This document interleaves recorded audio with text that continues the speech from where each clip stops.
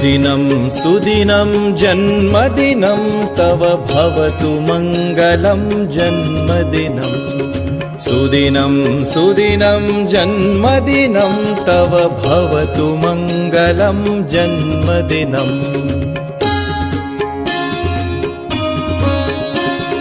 चिरञ्जीव कुरु पुण्यवर्धनं चिरञ्जीव कुरु कीर्तिवर्धनं चिरञ्जीव कुरु पुण्यवर्धनं चिरञ्जीव कुरु कीर्तिवर्धनं सुदिनं सुदिनं जन्मदिनं तव भवतु मङ्गलं जन्मदिनम्